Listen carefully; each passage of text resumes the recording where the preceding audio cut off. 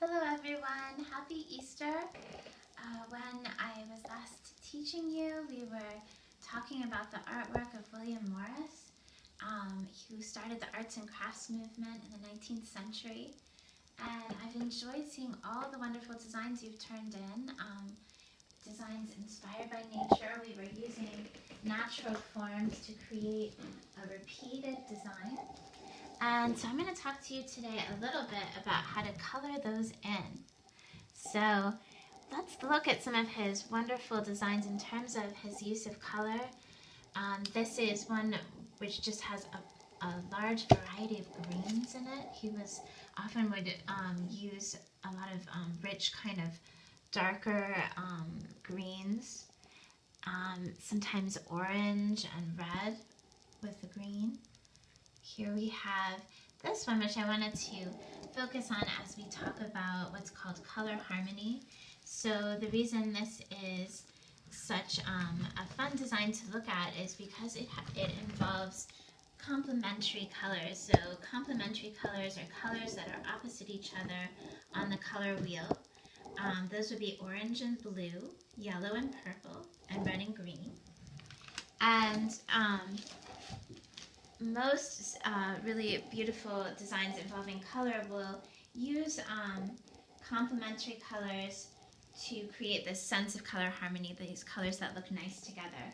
Now, if this were bright blue in the background with bright orange, it wouldn't look as nice. So usually what artists will do is they will not do what's called a direct complement. So it won't be just straight up out of the paint box yellow and straight purple. It'll be a variation of yellow and a variation of purple.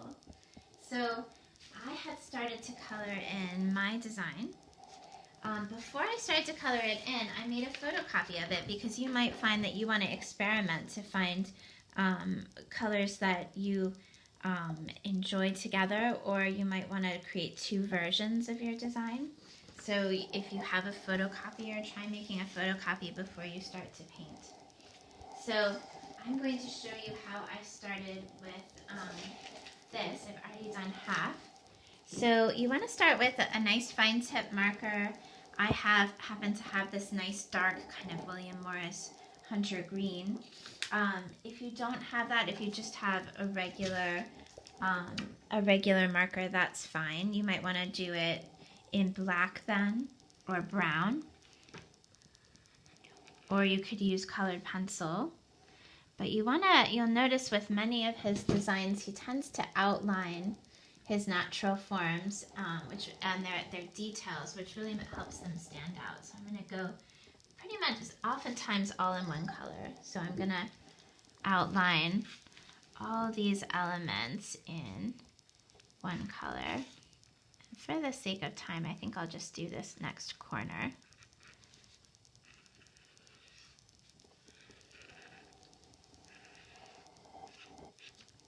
So first I'm outlining out all my details.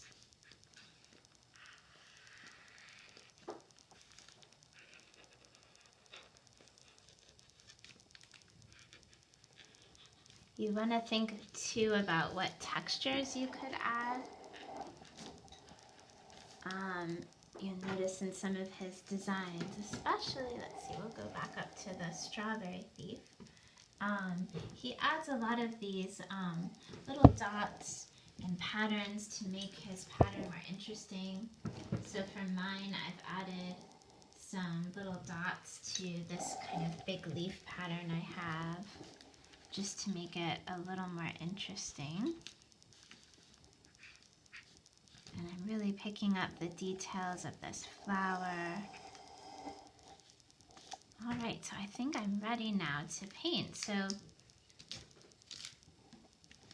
the reason I had you color in your backgrounds, you'll notice often with his designs, he has a very dark background, which really helps the natural forms stand out. So I'm gonna mix black into my purple, trying to not use too much water. Remember with watercolor, the less water you use, the darker your colors will be. If you don't have watercolor, that's fine. I'm using watercolor because it's a little faster to fill up these large areas. Whereas with watercolor with colored pencil, that can take a little while. And you also get a nice smooth, usually a relatively smooth coverage with watercolor. So now I'm going in and getting my background color in. You might have to go over it several times to get it dark enough.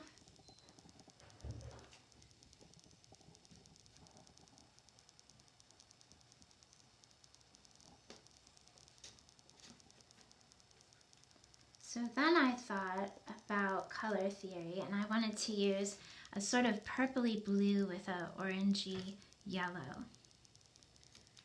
So let's see. So then I'm going to mix my orange with a little bit of yellow. And add this part in.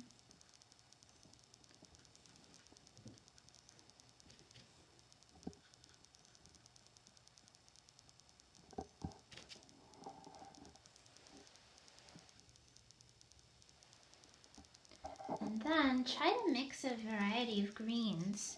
So you'll notice that if you add your blue to your green, you're going to get kind of a nice cool sort of aqua color. That was the color that I used for my background leaves.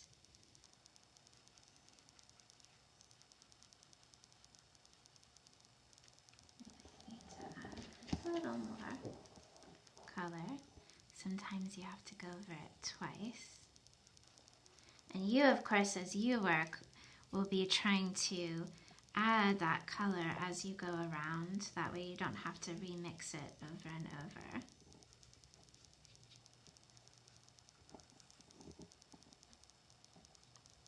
And then I'm going to make these a slightly different green. I'm going to add green and yellow together to make kind of a brighter spring green for these other leaves, just to create some interest and think about the variety of greens that we see in nature.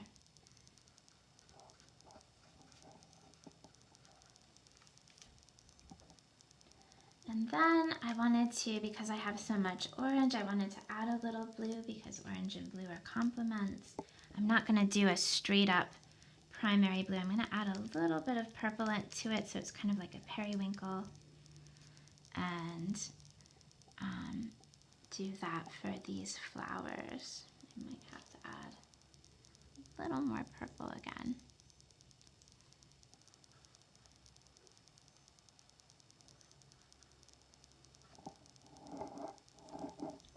And you can let that dry, and I might let this dry and then I might go back. Let's see. Oh, it's well, not quite dry. I could go back and add this detail here. So think about going back in. The way I did this area was I went back in with marker. You can go back in and add some detail. You can use colored pencil. I added a little more blue to these after I painted them. And so really have fun with it and think about all that you could do. Maybe on this one, I could use red, or I could use red and green. So I have sort of a pinky red and a mossy green. So I'm not using straight up red and straight up green. I'm using a mixture. So this really works with colored pencil too. It just isn't as smooth. And then I could see how I like it if it's more of a red and green design.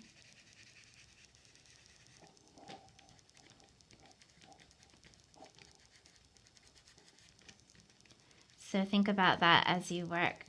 A lot of William Morris's patterns he would make in a variety of different colors because he could roll different inks out on those plates that I showed you the last time.